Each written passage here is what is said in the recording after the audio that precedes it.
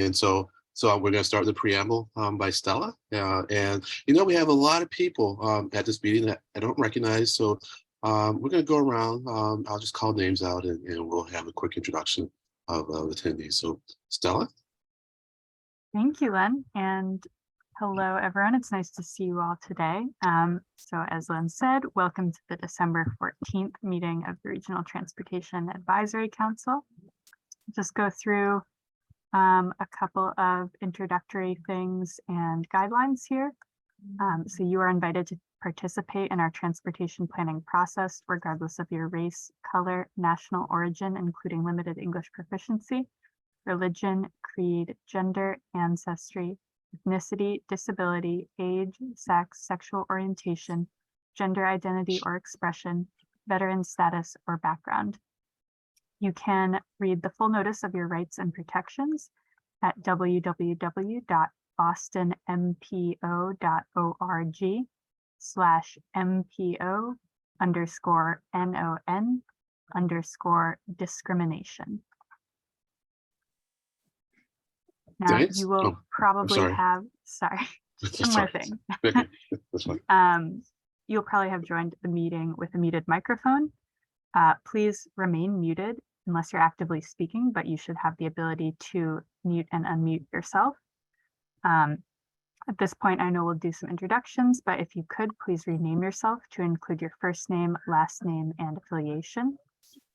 And when you would like to participate in the discussion, you can select the raised hand function. You can find that either by clicking on the participants button at the bottom of the screen. A window will then pop up with a raised hand button on the bottom, or you can access that in the reactions button in the toolbar and the chair will call on you.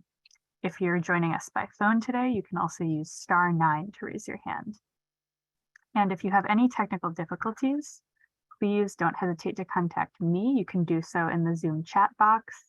You can email me at sjoardan@ctps.org, or you can call me at 857-702-3675. And I will, and this meeting is accessible to people with disabilities. Zoom products are compliant with exceptions, following standards, Web Content Accessibility Guidelines 2.1 Level AA standards, and revised Section 508 standards. If you require any additional accommodations in order to participate fully in the meeting, again, please contact me, Stella Jordan, at sjoardan@ctps.org or at 857-702-3675. And I will turn it back to Len for intros. Great. Thank you, Stella. And so yeah, we're as I said, there are a lot of names I don't recognize. So let's give people a quick chance to introduce themselves. I'll just call out your name, and then you can tell us your affiliation and maybe another sentence or two about yourself. So John Seward. John Seward, Move, Mass.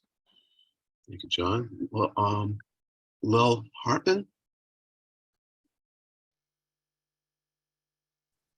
Lil Hartman, I'm with the town of North Reading, overseeing public services, which include transportation. Thank you, Lil. Asa Fugasso.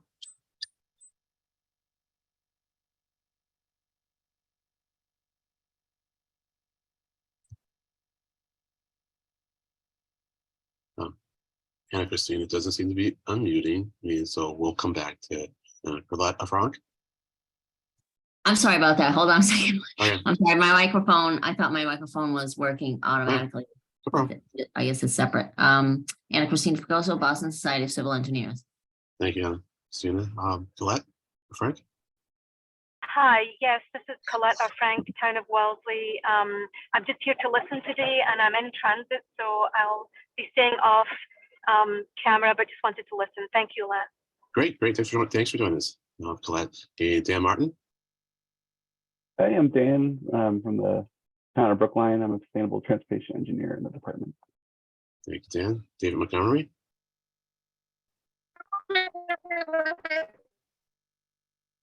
Oh, that was interesting. I had scrambled audio. I don't know if anyone else did too. Dave, you want to try that again, please? And now I have nothing. So interesting. And well, this is also a good way, I guess, to check people's audio. So if ever did everyone else here? Did anyone else have problems hearing Dave? I see. So it wasn't just me. Okay, so hey, David, if this can persist, then I'm going to suggest that if like later on you have a question, and this happens, you might want to turn off your video. That might improve things. Fred Mosley. Fred Mosley, American Council of Engineering Companies. Great, thank you, Fred. Yep. Jacob Gonzalez.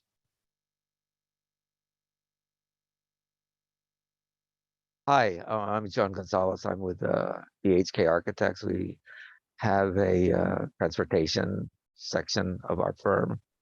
I'm associate principal at DHK. Great, thank you. John McQueen. John McQueen, Walk Boston.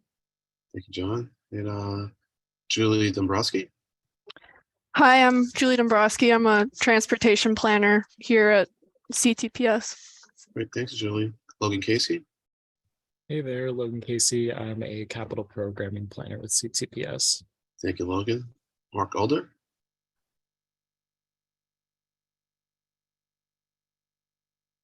I'm a city planner and I'm consulting to a group that's initiating a personal rapid transit system, and we're looking for places to run a test track and to have our first trial runs. Interesting. Thank you, Mark. And Tyler Tarasi. I'm Tyler Tarasi, the Grant Support Coordinator at the Metro West Regional Transit Authority here in Framingham. Thank you. So let's see. I think David Montgomery came back in. Can you hear me all right? Yeah, I can hear you fine. Thank you, David. Town of Needham. Thanks.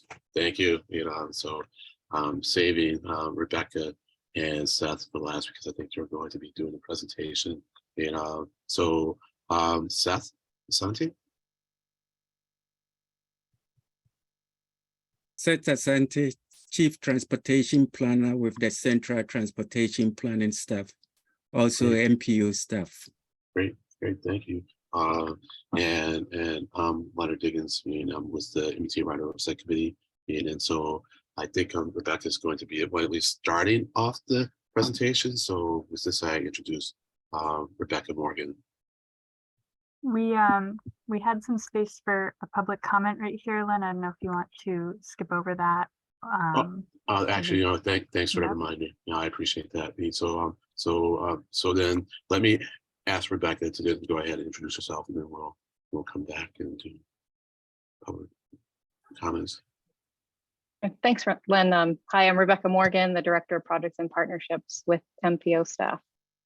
Thank you, Rebecca. So does anyone want to make a public comment? So just raise your hand electronically, because I only have a column of windows.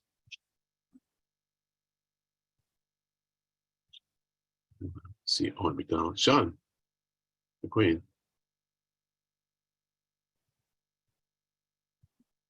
You're muted. There we go. Does my earlier comment and request count in terms of maybe rebalancing the emphasis on of the presentation to getting more into what's been done since February of 21 and what's going to be done tangibly? John, I can jump in for a sec. So we are planning to talk about kind of, and Rebecca will speak to this as well, the future vision for these types of studies and kind of their context in the broader MPO work. So it's not just going to be like a deep dive into one quarter study, but we did post that one report because it's relevant to one of the things that we'll be discussing.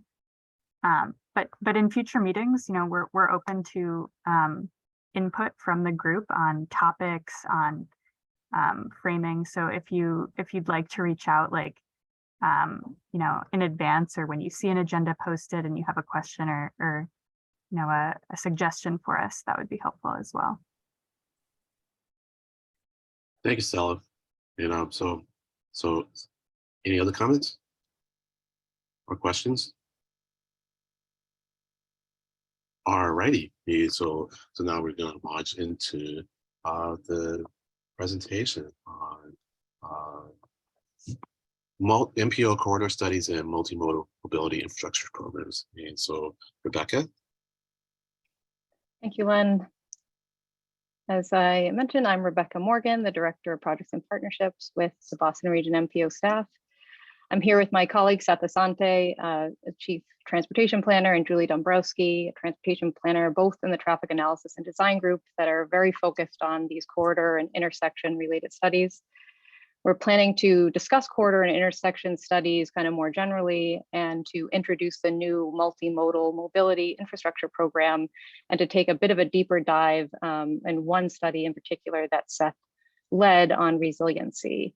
We're interested in your feedback on these studies and your ideas on how we can best structure and build this new program to best meet the regional transportation needs. Next slide, please. We plan to cover 3 related topics this afternoon. We'll introduce the multimodal infrastructure program.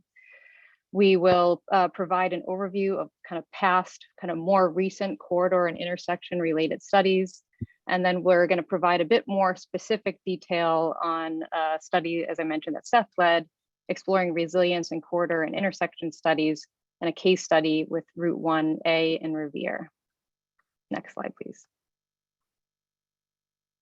The corridor and intersection related studies are focused really on developing concepts and alternatives for improving roadway design and operations. The result of these studies are typically recommendations for short and long-term infrastructure related improvements. Over the past 10 years, we've conducted 27 corridor studies, 51 intersection studies, and 16 bottleneck studies. And so that totals just under 100. So it's 94 studies over the last 10 years. And I think, Seth, you've been involved in a number of them. And so if there's any specific questions on them, I think he'd be able to reference some of the recommendations. Over 50% of the 94 studies that we've engaged in over the past years have been either implemented or are programmed. Many of these studies that have been funded are funded by the TIP. And then other kind of low cost improvements are typically funded by the municipalities, and that's usually done in a kind of quicker fashion. If these projects do end up going through the TIP, they have to go through kind of MassDOT's 8-step project development process. So some examples of the steps, I'm not going to go through all of them, but we can talk about them more specifically if it's an area that you want to focus on. It starts off with problem identification, and then it goes through a number of planning steps. There's an environmental permitting, design, and right-of-way process. It eventually gets programmed in the TIP. Then they go through a procurement process and construction. This process can take several years to complete, and usually does take several years for the longer-term improvements. So the work that we're doing, the conceptual design and planning studies, we conduct these studies to really help municipalities with these early steps. So it really gives them a jump start on the product development process. Next slide, please. The corridor and intersection studies have historically been programmed in the UPWP as either ongoing studies or discrete studies. This year, the UPWP committee decided to transition this work into an ongoing program, which we're calling the Multimodal Mobility Infrastructure Program, which is really long. And if anyone has any suggestions for a shorter title for this, we welcome them. It's one that we came up with, but it is quite long. We want to kind of take this opportunity to kind of consider past studies and go over those a little bit with you.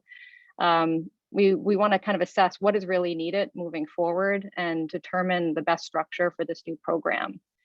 So we're in this process now, now this is a program of kind of reimagining what studies we actually engage in, rethinking, how we actually go about project selection, determining what tasks we undertake within a project, and then workshopping kind of how we can provide support more regionally that will support the vision, goals, and objectives of the MPO. So this is, I would say, is kind of a time where we can kind of rethink the work that we're doing. And so I think we wanted to reach out to you early on in the process so we can get your input on how we can best frame this program moving forward. The budget this year is $338,000, and this is essentially the amount that had been funded in previous years for discrete or ongoing studies. So it's not an additional budget, but it's now just all consolidated into a single program.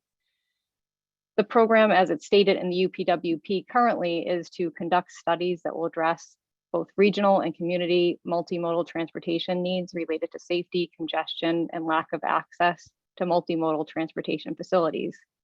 The focus is really on improving and has been focused on improving livability, safety, mobility, access, air quality, and then supporting economic development and the equity goals that are set out in the long-range transportation plan.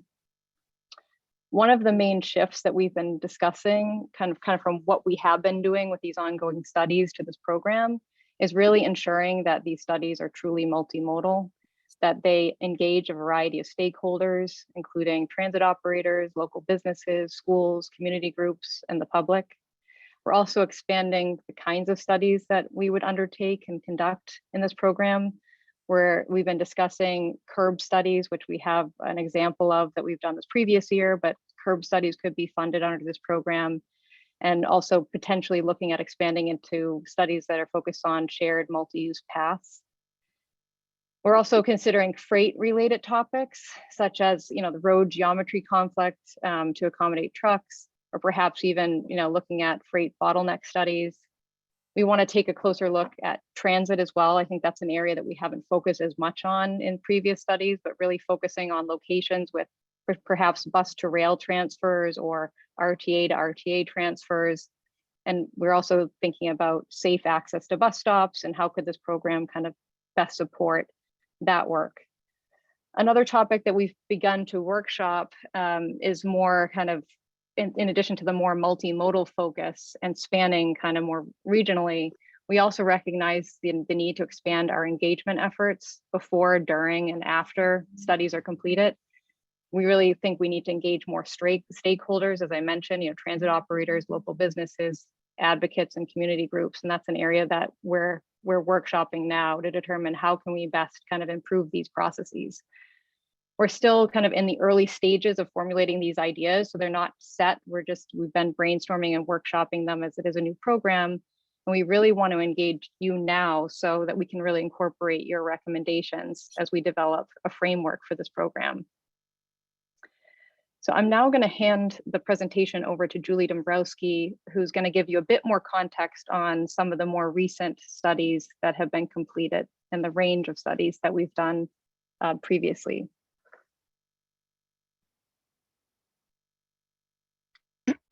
Okay, thank you, Rebecca. And hi, everyone, I'm Julie. And so, as Rebecca said, I'm going to give a brief overview of 5 different studies that have been recently completed or are still in the works right now at the agency. So if you could go to the next slide, Stella. So the first is a corridor study. This was a study done a few years ago on VFW Parkway in Dedham and Boston between Spring Street and the Rotary down by Dedham Mall. So the main focus of this study was to improve the conditions for people who ride the bus, people who ride their bikes, or who walk in this corridor, as it's a very auto-oriented corridor as it stands today.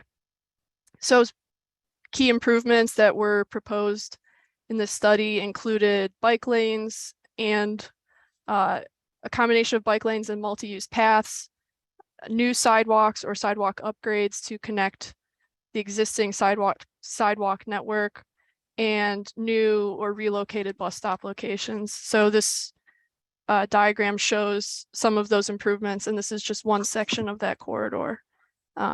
So if you could go to the next slide. Another recent study that the TAD group has completed was an intersection study in Quincy. And this is the intersection of Adams Street and Furnace Brook Parkway. And there were 4 alternatives proposed for this intersection, and this is just one of them that you're looking at here on your screen. So some significant design elements proposed in this study were to include exclusive turn lanes at the intersection, sidewalk upgrades, and then bike lanes. And this would help congestion and traffic queues, the exclusive turn lanes, and then also improve safety conditions for anyone who is riding a bike or using the sidewalk. Stella, can you go to the next slide? So bottleneck studies, again, were, as Rebecca stated earlier, were something that was funded under their own discrete program. And this was one that was completed last year on I-95 between North Avenue and Walnut Street. This diagram is showing the western half of the study area. So from North Avenue to Main Street and Linfield. And some of the proposed improvements included expanding the existing shoulder, which you can see over on that left side of the diagram. And then extending acceleration and deceleration lanes across other sections of the study area. And the expansion of the shoulder and extension of these on-ramps and off-ramps basically would help the level of service, especially during rush hour, and also decrease crashes, especially the types of crashes that occur when people are merging on or off of the highway. Stella, if you could go to the next slide. The Future of the Curb project is a study that some of our colleagues at the agency are working on right now. And they are evaluating changes to the curb in 2 case studies listed here on this slide. In the photo, that is Moody Street in Waltham. And on-street parking on Moody Street was replaced with dining. And my colleagues who are studying this are evaluating the changes in the availability of parking. So now that on-street parking is gone, are there other places to park nearby within walking distance? And then also they're evaluating how, if the space is being used more effectively, since it's being used for more than just parking. And then the other case study that they are looking at is in Cambridge on Mass Ave. There are sections on Mass Ave where they are replacing parking with loading zones. So my colleagues are studying the effects of, like, what is the vehicle turnover rates? What were they before these zones were implemented, and what are they now? And how often do commercial vehicles use these loading zones versus double parking and blocking traffic on the roadway? And Stella, if you could go to the next slide. And the last project that I'll be sharing is a high pedestrian and bicycle crash location. And this was a project that my colleague Casey worked on. And this is Everett Avenue and Chestnut Street in Chelsea. And so some of the significant improvements that you can see here on this diagram include curb cuts, crossings, signage to warn of pedestrians, bike lane, other road markings. And this was all to provide greater visibility for anyone who's crossing the street and anyone who bikes in the area. So now I'll be handing it over to Seth, and he's going to show you how CTPS has explored resiliency in some of our corridor and intersection studies and how we plan to implement it moving forward in future projects. Thank you, Julie. I'm Seth Asante, and I'll be sharing with you the results of an MPO study exploring resilience in corridor and intersection studies.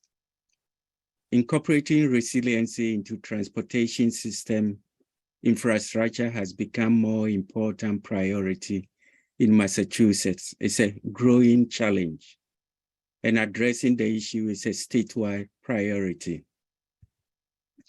Next slide, please. I will begin this presentation with the key takeaways and provide an overview of MPO resilience activities, and then proceed to describe the results of the study that we explored resiliency in corridor and intersection studies. Next slide. These are the takeaway from the study. Through the study, MPO staff gained knowledge, experience, and familiarity with transportation resiliency planning. We also identified several resources that will help MPO staff incorporate resiliency into MPO activities.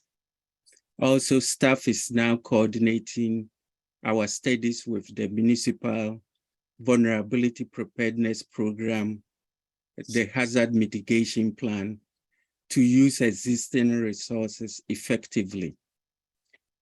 Staff has also resources to help municipalities that are seeking to address climate change challenges. Next slide. There are several resilience activities going on at the Boston Region MPO.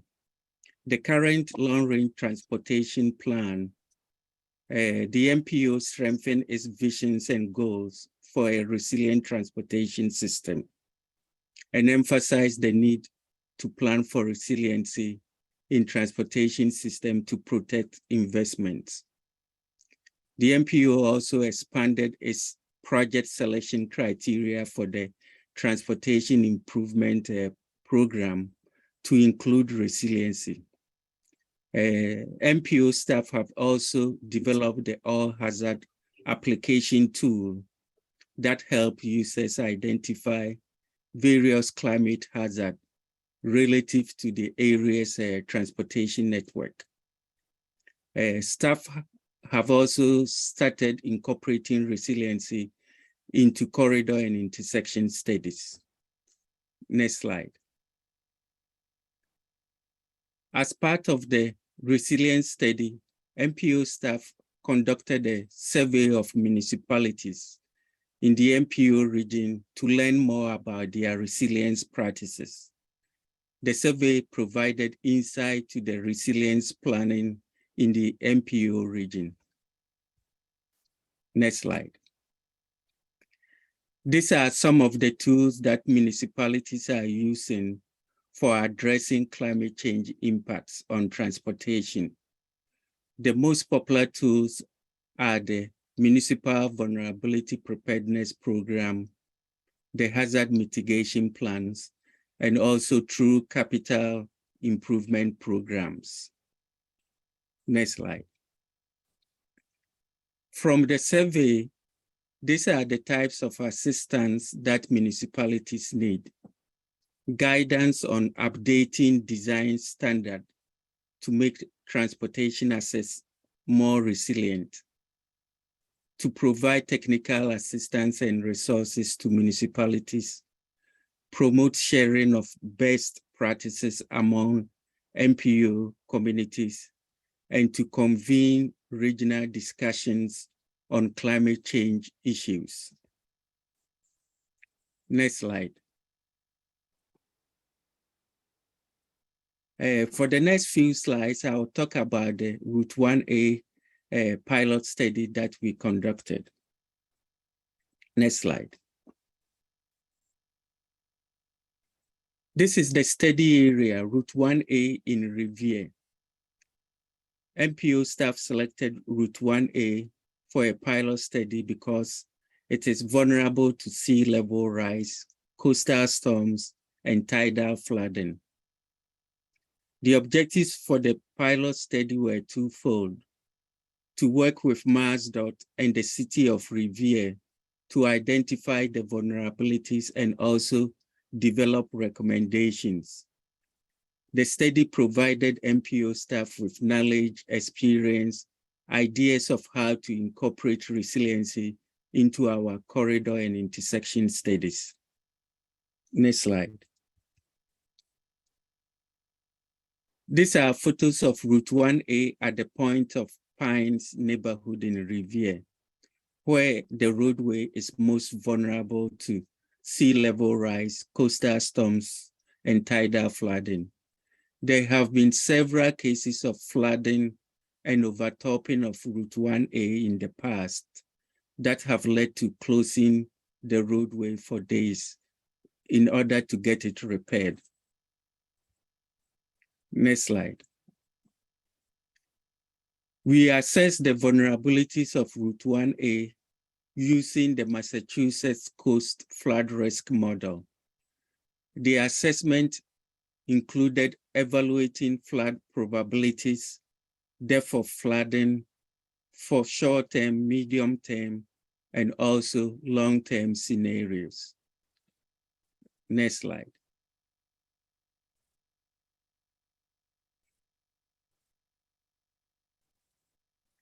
This is the 1% flood risk probability maps for the present day and 2070 planning horizon. The white areas are dry, and the deep blue color shows areas with high probability of being flooded. The present day risk mapping is shown on the left-hand side, and the 2070 risk map is shown on the right-hand side. By 2070, there is high probability that Route 1A will be overtopped at high tides. Next slide. MPO staff recommended several adaptation solutions to address the problem. Nature-based solution is one of them. They are very effective low-cost solutions and also blending with the natural environment. The city of Revere has already restored about 6.6 acres of salt marsh in the area. And at the time of the study, they were also working on restoring an additional 7.3 acres of salt marsh. Next slide. Additional recommendations from the study was the assessment of the capacities and reliability of the culverts, stormwater pumps, tide gates to determine their necessary short-term repairs and also their replacements. The culverts and the Route 1A in Revere were installed in the 70s, and past inspection have indicated that some of the culverts are undersized. Also, the design data that are behind them are outdated, and that these assets may be inadequate to handle projected storms, surges, and also extreme precipitation. Next slide.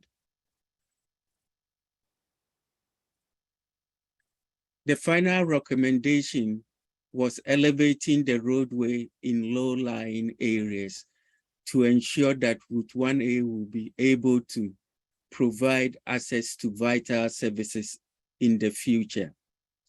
Raised roads usually are designed with to include features such as collecting, pumping, and treating stormwater that runs off the raised roads. Next slide. For the next few slides, I will conclude the presentation. Next slide, please. Currently, the MPO is using the Massachusetts Coast Flood Risk Model and other tools to incorporate resilience into MPO activities. We are also coordinating studies with programs such as the Municipal Vulnerability Preparedness Program and the Hazard Mitigation Plan. The MPO is also expanding participation in regional collaboration efforts on resiliency issues. Next slide. We learned several lessons through the study. First was adequate knowledge of risk is very important in resilience studies. In the Route 1A corridor, we were looking at transportation assets, but there were also environmental, ecological, and social risk within the corridor that needs to be considered. Second is good understanding of the models and tools that we used in the analysis. In our case, we worked closely with MassDOT staff to resolve these issues. Also, coordination with municipalities and state agencies is very important in order to have all the information and activities going on within the corridors. Next slide. The MPO began the multimodal infrastructure program this year, and we welcome your feedback. Some of the things that we are expecting from the council are some of the consideration for engaging communities, study ideas, and also during the studies. Suggestion on how we can also improve the multimodal mobility program and studies within that program, and recommendation on how we can support communities after the studies, like in the next steps, implementation, and the rest. And thank you for your support. And that's the end of my presentation. Thank you, Seth Reed. I'm going to turn it back over to Rebecca. I kind of consider you the MC for the staff meeting, but if you turn it over to me at this point for Q&A, I'll be happy to keep the reins. Okay, no, I can certainly do that. And I think as Seth mentioned, we did come up with a few questions and things that we're interested in getting your kind of ideas and feedback on, but we're certainly open to kind of respond to any questions you may have regarding the program, past projects, the specific project that Seth presented on, or any other kind of related topics. So at this point, it'd be great to just open up to questions and discussion. Great.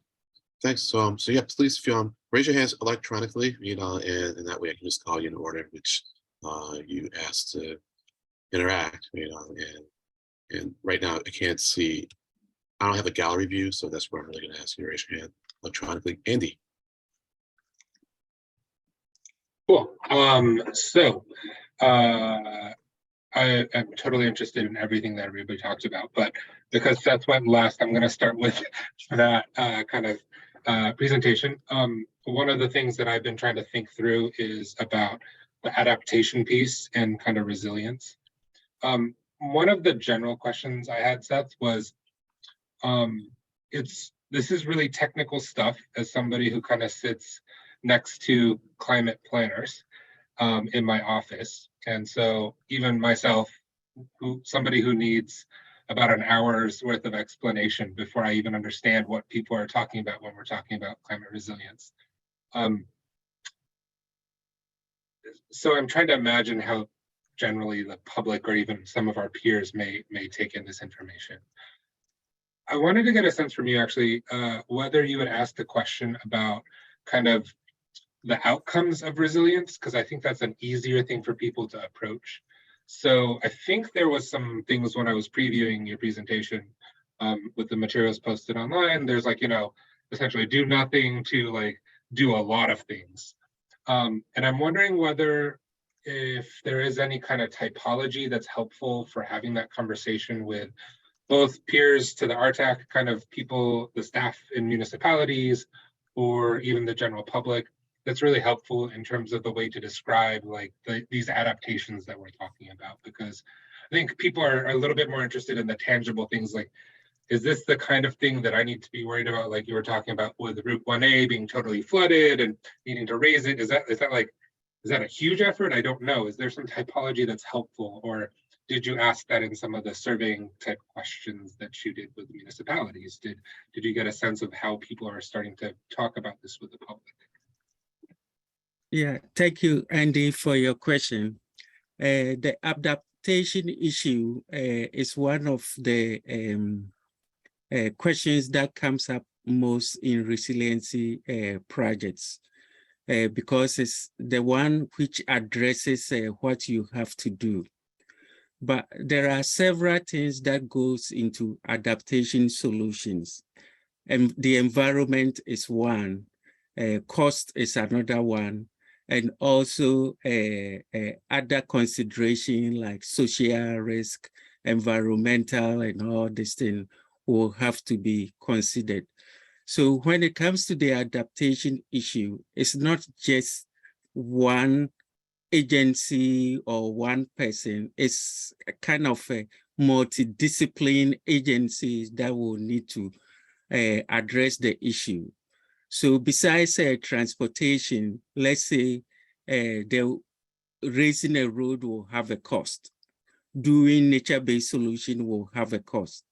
But if you look at the models that you are using to come out with your adaptation solutions, like the Massachusetts Coast Flood Risk Model, that will help you to make decisions because the models can give you, I mean, what will be the depth of flooding, what is the chances of probability, and those kind of input that you get from the model will also advise you when to do your adaptation. And also the models will help you, should you do them incrementally or go to have let's say one solution at a time. The reason why I'm saying this is because the models are not,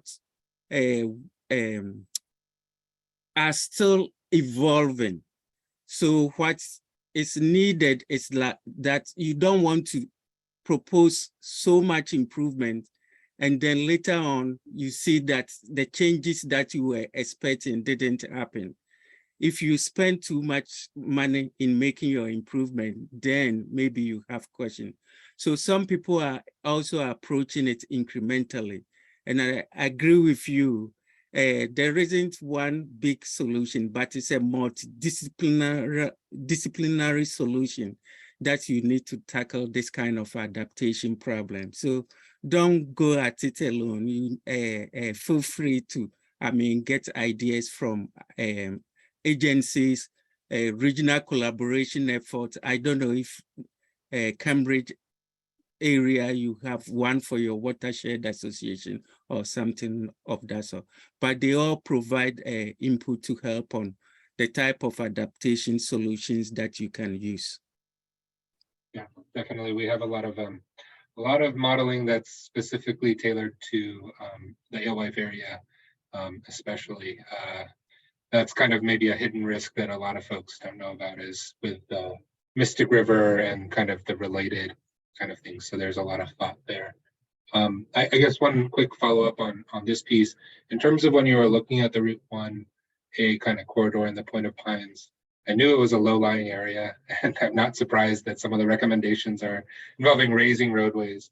I didn't necessarily see much beyond the commuter rail right-of-way. I wasn't sure if there was some more information on like Wonderland and the Blue Line terminal there. I was trying to scan, you know, I didn't have a lot of time, but I just wanted to see if there was a point about transit beyond roadway, like buses and stuff like that. Yeah, it's very good that you raised this point. And although the study was focused on Route 1A, I was also looking at a larger area, which include the MBTA rail line to Lane and Wonderland also. And also there is another route, Route 107, which passes through the area. And that area is called the Rumney Marsh area. But the problem with Route 1A is not pertaining to Route 1A. It's also affecting the MBTA commuter rail line. It's also affecting Route 107, Wonderland Station, and all these areas. And I don't want to make it like a big issue, like everything is going to be washed out today. But if you look at the model, this is the time to start now planning for how you want to address resiliency for all these three transportation assets, because they are all at risk together. Thanks, Seth. Are you set, Andrew? Okay, I think so.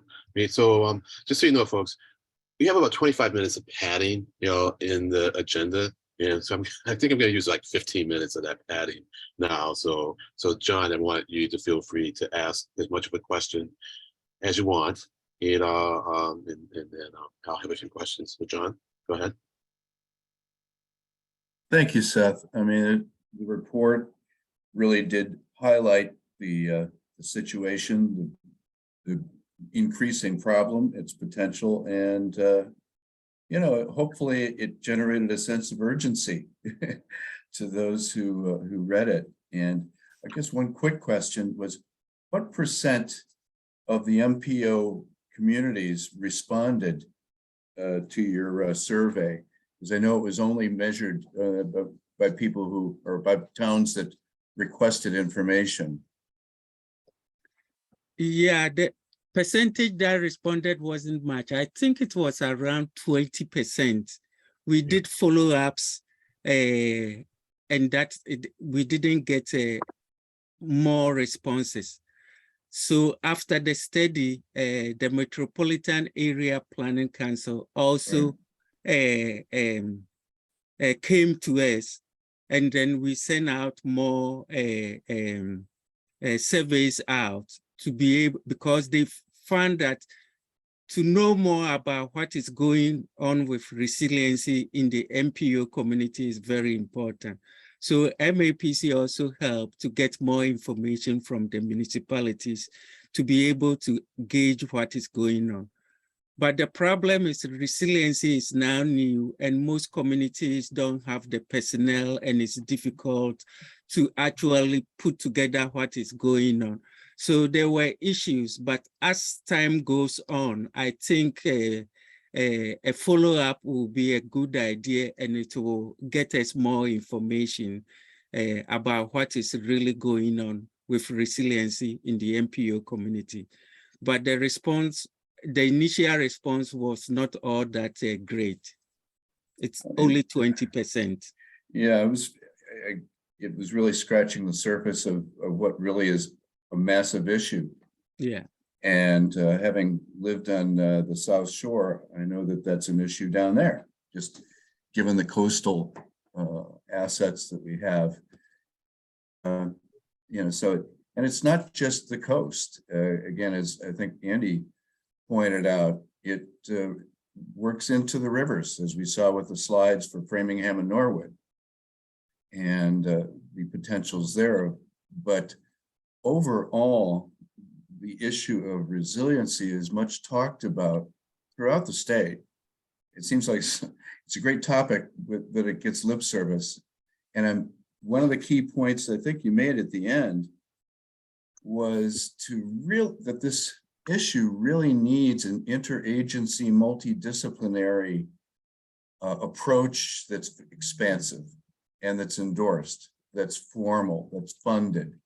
To reflect, to my mind, the urgency and the severity of the issue, to be able to coordinate and maybe work on, it's not one big fix, it's a set of layers. Some of them are on parallel paths and some are not. I mean, I saw that Newburyport is rebuilding its salt marsh with experimenting with planting mussels, things like that. But what has occurred in the past administrations is they've pulled together more or less a set of agencies that serve on a regular basis, monthly basis, to meet and really coordinate and draw upon their multiple learnings and to really get projects out there and to make fixes. And one suggestion, I suppose, because it's not just a transportation asset.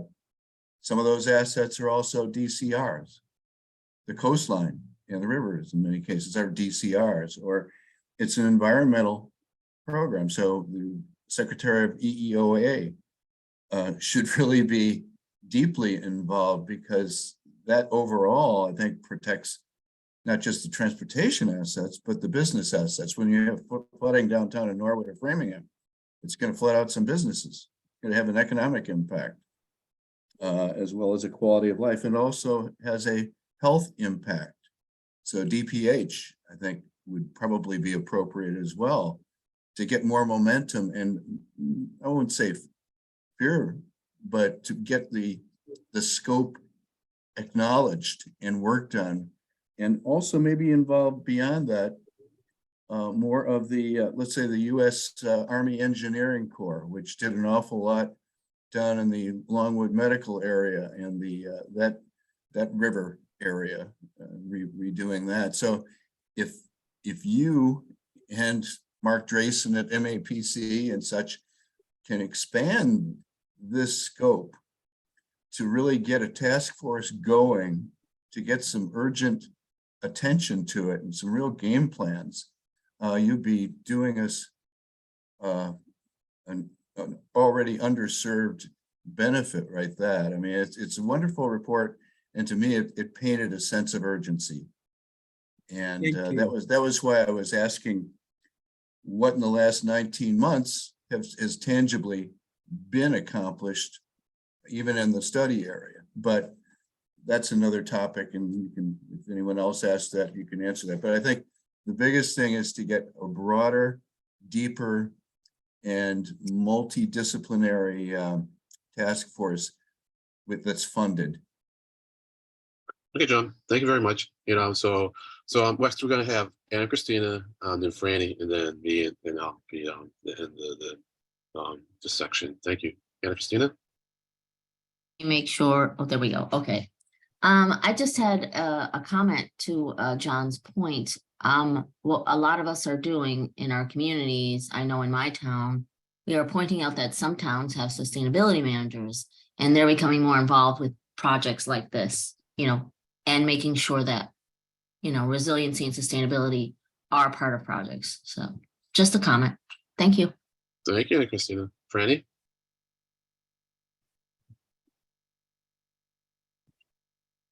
Yes. Can you hear me, Patrick? Yeah, a little muddled, but we can hear you. Oh, is it better like this? I can't tell if it's coming to my earphones or not. Anyway. Not, and there's some background sound too, so it's a little bit of a challenge. Yeah, I'll be quick. I'm sorry. My question was, well, how does environmental impact statements compare to the kind of study? Are environmental impact statements that you have to do when you're doing construction only to demonstrate the effects of the project? Or how does that interface with this kind of check for resilience? I don't even know what they are and which departments they are. Yeah, I don't have a full, I mean, answer to what you are saying, but the environmental impact statement, I think, is when a project is going to be undertaken, they have to find out all the issues affecting equity, the environment, the whole populations within the area. And if there is a justifiable cause, then I think it's according to the Federal Highway or the feds, they have to have an environmental impact statement and have some studies conducted to find out how to address all these issues so that no particular population will be disproportionately affected or environmental issues created as a result of the project. But that is what is related, I think, to the environmental impact statement, to make sure that the project, if the project goes on, it doesn't create additional problems or affect populations disproportionately. All right, okay. I think Franny might be set. Thank you. So to answer the questions I see, and I'm assuming that that applies to the whole MMIP, so considerations for engaging communities for study ideas in a study. Yeah, I think one of the ways to engage a community would be to go to the select board. Actually, so I would reach out to the chairs of select boards in the communities that you want to engage, and ask them if you can do a presentation. And you probably go through the planning departments, but I also suggest reaching out to the town managers too, to let them know about the opportunity that they have for giving some input. And the town managers might even be able to give you some ideas as to other groups in town, that could give you feedback, because a lot of times there are the committees, official committees of the town, but also there are these like non-official committees, that the town manager knows about, and they can help you get some sense of who would be willing to give you some input. Suggestions of how you can improve the program and the studies. I guess my first thought right now is to the extent you can incorporate housing plans into the studies that you choose to do. So if you know of communities that are trying to do development in certain areas, then you might want to try to study those areas, because to the extent that you can increase like transit and encourage more TOD, or just if transit's not really a possibility, then the kind of road you build will have a big impact on the kind of housing that you get. So I guess I'm just saying, to the extent you can focus a little bit more on housing and development, help you guide the studies that you choose to do, that could be helpful to the whole region, because we know that housing is a big issue.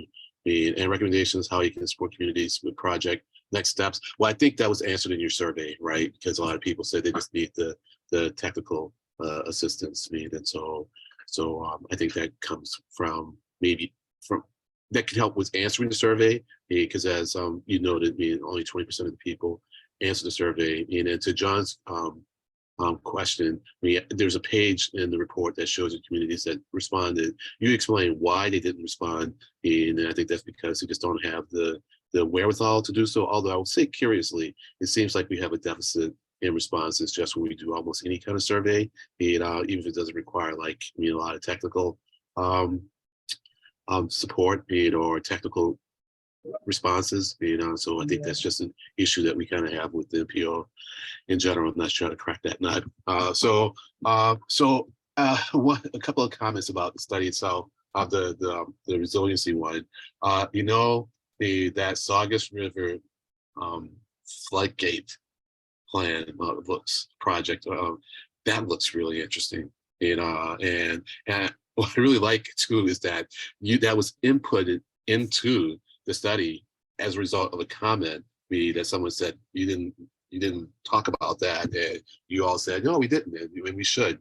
And that was a whole proposal, well, not proposal, but one possible solution. And that is like really regional. And as I think John pointed out, it's one thing to save the road, but if you lose the businesses, then well, yeah, we could get from Boston, the points north, but all the places in between on Route 1, would just be kind of lost. So we definitely want to stop the flooding, and that Seagate project really is quite interesting. And so I want to delve into that a bit more, and that'll be on us as the advisory council to take that one on. But thanks for putting that in the report, especially since it was the result of comment. And that's it. I have a couple more things I wanted to say, but I don't think I need to say them, especially since I see John's hand back up, and we're going to wrap this up at 3:35. Okay, John, so you have a couple minutes, and if you want to give one of those minutes to Anna Christina, I think she'd appreciate it. So John? Yeah, thanks, To your point of getting to more grassroots interest and momentum, Len, like select boards and the municipalities, we've done in MassDOT a lot of good things with a carrot and a stick, but mainly the carrot. We have chapter 90s that are fundings that go to municipalities. We also have complete streets. We also have, you know, if you do this and you go through the planning exercises, you know, you can get some extra money and make some of these coordinated improvements to solve real problems. There's not really a resiliency carrot program with the state. It probably should be, given the level of the size of the scope of the issue. That's just an idea, and it probably could go through, obviously, Maura Healey's new administration with one of those larger task forces to really coordinate with the legislatures to get something like a complete streets grant program to at least get more momentum and solutions, even if it starts with the natural abatements with marshes and things like that. So it's just, I think, to be pragmatic, it needs to be funded, and then when it has funding, it'll get recognized. All right, John, thank you. And Christina?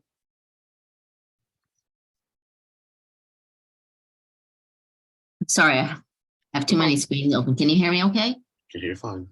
Okay, I was just wondering on the Seagate, if anything, if you use the, I don't remember his name, the professor from MIT that went over and did the Seagate in Venice several years ago. And I think it's operational now, I'm not sure, but was that used at all? Yeah, the Seagate project is a big project where they want to put gates at the mouth of the Saugus River to prevent waves from getting inland. And it's a huge project that we didn't go much into details, but the US, I think, coastal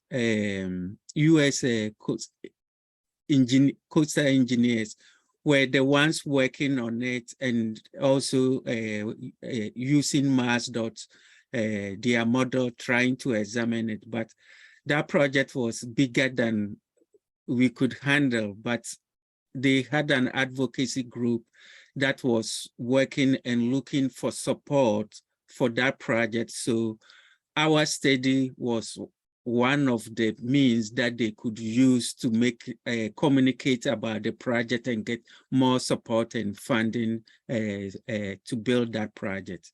But it was so huge a project that we didn't have the expertise to deal with that project. But we mentioned that it's one of the bigger projects that they could also do. And it will not only help Route 1A, all the businesses, the housing, and everything in the area. That big project can address that too. Yeah. Thank you, Seth. So we're going to end this section, and thank everyone, for participating, especially our staff. And I'm sorry, Julie, that I didn't include you as a presenter at the beginning. But all of you did a great job and provided us with a lot of helpful and useful information, and we will give some more thoughts to the questions that you posed. I appreciate the questions. It wasn't quite what I was expecting, but I really appreciate this ability to give more input into the process at this earlier stage. So it's on us to get back to you. So thank you once again. Thank you. Thanks so much. All right. So we'll move on to the MPO public education strategies and methods, and that PDF. So this PDF came out of, hang on a second, I just need to get it on my screen. And I had the window, but I lost it. There we go. So this came out of the strategic plan for CTS. So I was fortunate enough to be a part of that committee. We were actually getting started just as the pandemic broke. And so we went all online, and in one of the part of the process was to look at what other MPOs are doing, and of like maybe the 20 or 30 that we looked at. There were some that had these civic engagement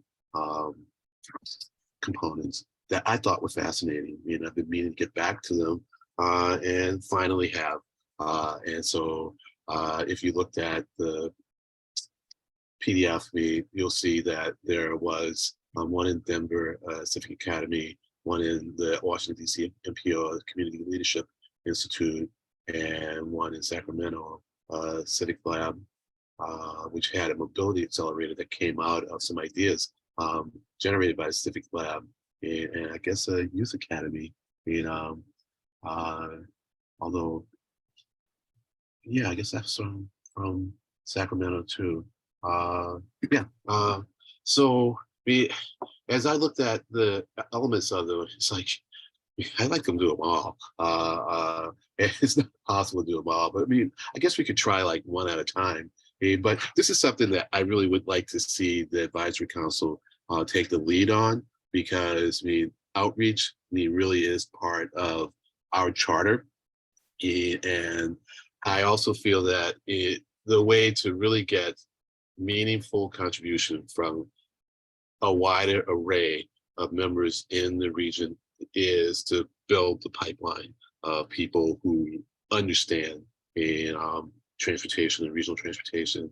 And that's not something you can just like put out a notice and get, because chances are the people who know the stuff are going to be busy doing other things, and they might want to contribute, but they just can't. And so I think we need to try to create a pool of people who are thinking that this is something that they want to do, and they're kind of trained to do it. And it's like a long-term prospect, thinking like, at least 10 years, to really develop that pool, and certainly like to develop a pool from people who are younger, not because I'm enamored with youth, but because I think that these are people who are perhaps open to having a career in this area, and to the extent we want to create more diverse input in it, then by creating a system where we advertise that this is what we're doing, and we try to get a pool from which we can take, or a pool of applicants from which we can select, it would give us the ability to select for that diversity. And so, and at the same time, let's say we got a lot of people, we had only a certain number of seats, then we could certainly do something for the folks who are in excess of the number of seats that we have. So it wouldn't be something to make exclusive, it would be something to really help us generate a wide enough set of people who are interested that we could try to make the participation in groups like such as us and the board more diverse. So I'm going to stop, see what input questions I have from my colleagues here.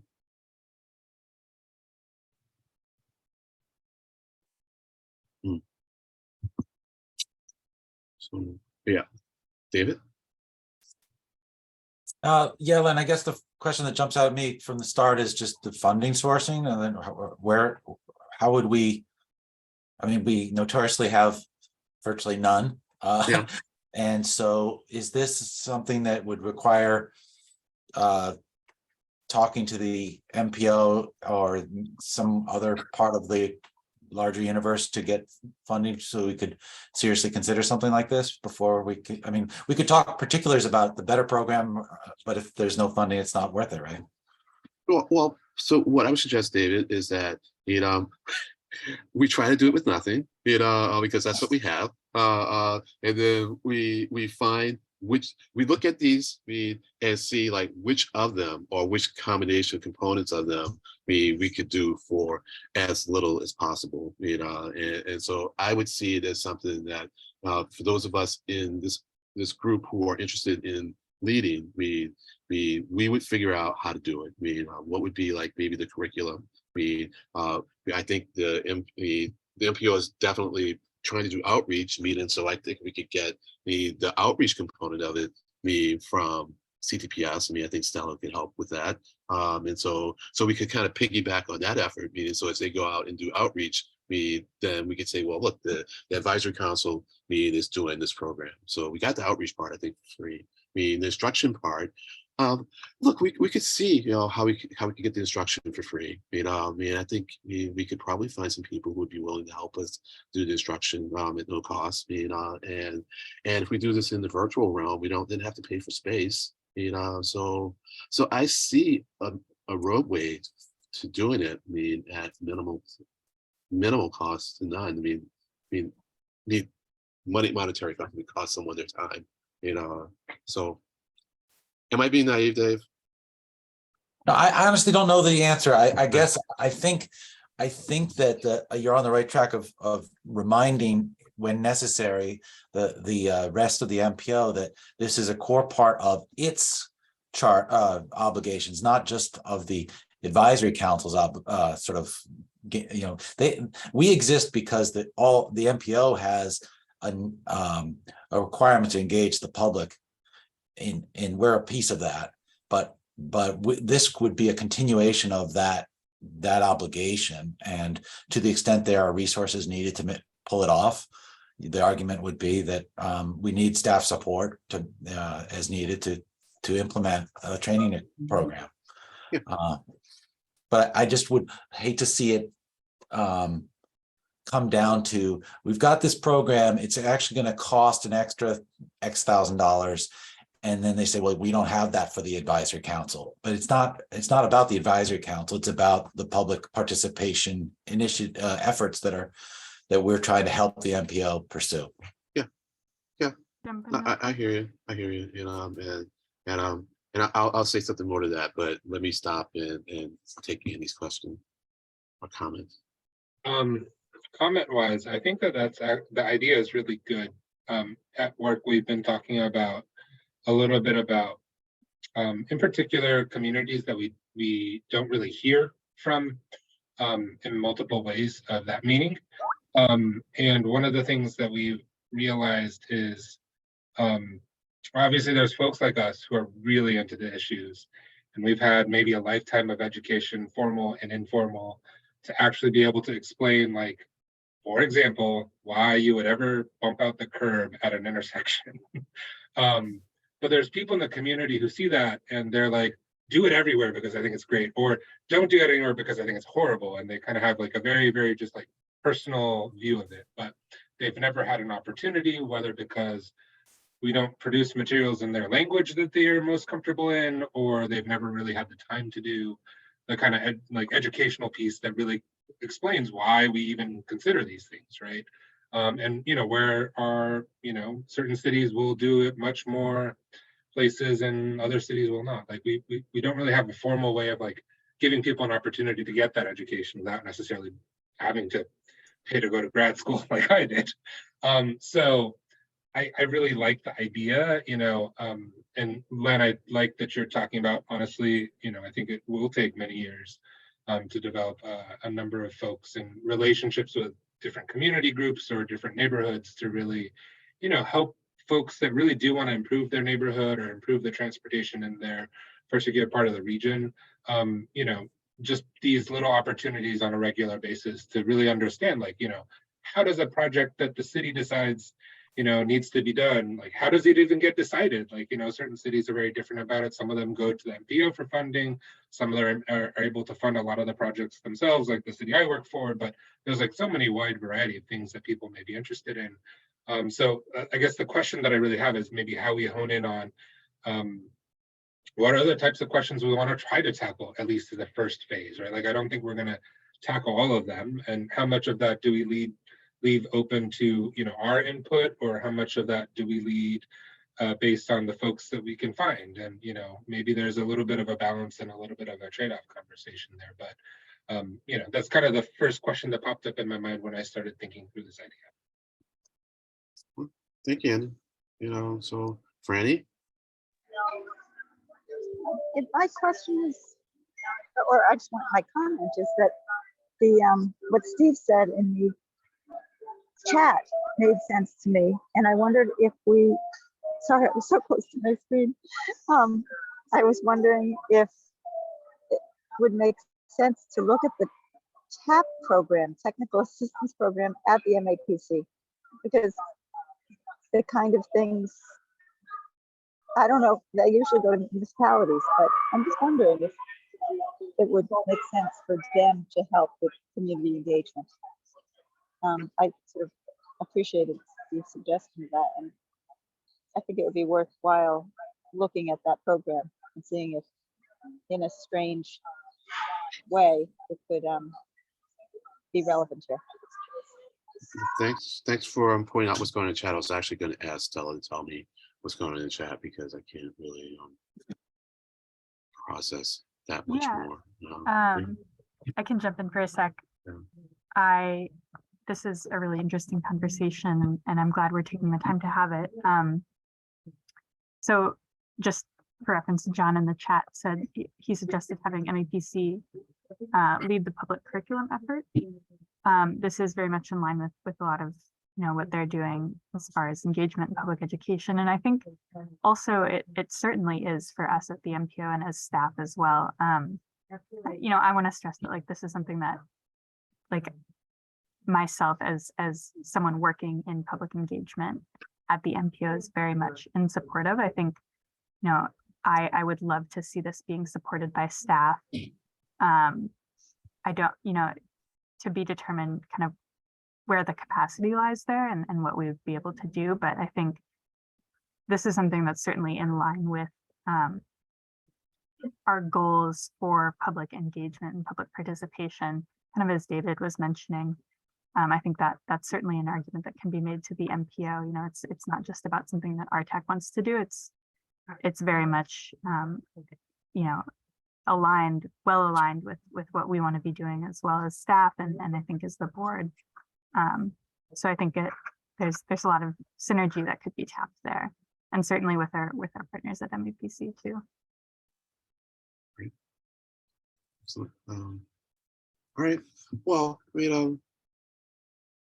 well, I think we can continue this. And we'll determine, you know, at what rate we continue these conversations. And at some point we'll set some targets and then go for them. And so thanks for everyone's feedback.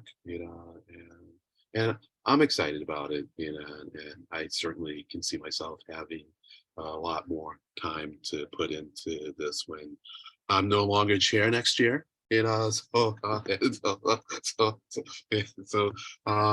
want to point that out, and also I'll kind of bring it into this item on the agenda and move on to the next one, which I think is a chair's report. Yeah. Franny, was your hand still up about a comment here, or was it just still up from before? I think that's from before I see her picture on one and then I see the hand in another. I have two Franny Osmonds. Yeah. Got it. Just wanted to make sure. Yeah. Okay. Thanks. No, I appreciate that. Thank you very much. So chair's report. We've had just one meeting since our last meeting, and that was an interesting one. We got our first look at the TIP universe. There are some interesting new projects there, and I think it's going to be certainly an more interesting cycle this time because I don't think we're going to have too much money. But I do think we're going to have some money. So 2 years ago we had no money, and last year we had too much money. By that I just mean that every project got funded because of the extra bolus of cash that we had. But there's some interesting projects in the universe. So I suggest that you take a look at the PDF associated with the November 17th meeting, and yeah, take a look, see what you think, you know. And the other was a presentation by Sandy on integrating transit and truck priority need, and it was pretty much a survey of what's going on in other parts of the country and the world, as he called it, the Anglosphere, you know. And it was a good thing he made that distinction, because apparently there are some, I guess he mentioned that there was a interesting project that had taken place in Barcelona, but I guess the research wasn't in English. But the truck priority, especially as it relates to freight, is important. I mean, it's just like really important, and we do need to figure out how to integrate that into the use of the roadways, especially the curb, and especially if our emphasis is on moving more people, and as opposed to more vehicles, because we all know that freight truck parked in front of in a bus lane, you know, kind of renders that bus lane a little ineffective, you know. So it's an important element that we need to work on, and Sandy's leading the charge on that. So that was I suggest that you check out the memo for that. And once again, that's on the November 17th meeting, and then our next meeting is tomorrow. So Franny? That's left. Lost you, had you for a second there, and then lost you. No, that's left over. Okay, all right. I all didn't right. mean to raise my hand. Okay, no problem. So any questions on church report? Okay. Well, the other part of my report too is that as I said when I was running again, you know, for this last term, looking for people who want to be chair next year, and so Franny's expressed a strong interest. And so my goal is to just try to help you get up to speed. If you're interested, by all means, please let me know. Just because Franny's strongly interested, doesn't mean the circumstances are going to allow Franny to do it. Anything can happen, if folks are no longer available. And certainly, if there's two positions that are going to be up next year, probably, and so by all means, if you're interested, please let me know so that we can talk, and I can point you to, well, just we can talk. And yeah, I would say it's not strongly interested. It's an interest, but I would be, I think, more appropriate to continue to be vice chair. Right. And I just want to point out too that just because you don't do this doesn't mean that you can't run last minute. So we're not excluding anyone. I'm just trying to make the transition easy, and hopefully maybe kind of tease you. But if you get a little interested, you'll go like, oh, I really want to do a lot more of this. I think maybe David's signaling that he wants to be, he wants to know to go at it. Yes, David? Yeah, sure. No, but I was going to just remind, I feel a little bit like preaching to the choir, because maybe we all know this already, but in case there's anybody who is new and hasn't heard this before, shy of being an chair or vice chair, there's also a very important role of participating in the 3C, whatever it's called, committee. And that's kind of a concentrated effort at one point in the year, but it's really important. And so you can be involved intensely and be sort of fulfilling core function of this committee, and really helping us all out. And then it can be all over within the space of a month. So please consider that too, if you're a little shy of taking on a year-long commitment. And if you like listening to Dave talk, and I do, I find it very helpful. One of the things that you get to do, when you chair, is talk with Dave when you have questions and need advice, and he'll give you a lot of helpful advice. And so I'm just trying to encourage people to think about it. So that's it. And on to the next item, which is approval of the past minutes. And so we have the August 10th meeting minutes and the September 14th meeting minutes. I'm sorry. And so I will entertain questions, corrections, to the minutes. Not, hopefully I can get a motion a second to approve them. I move. Motion by second. John McQueen. I move second to by- approve August 10. Yeah.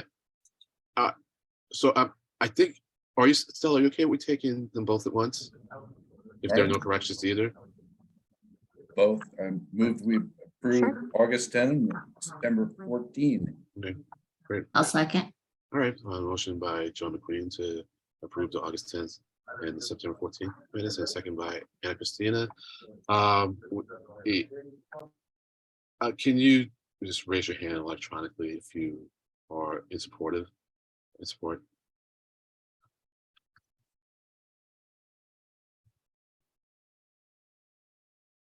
All righty. So are you seeing that, Stella? Yes, it looks like we have a quorum here supporting. So Yeah. thank you all. All right, and any objections?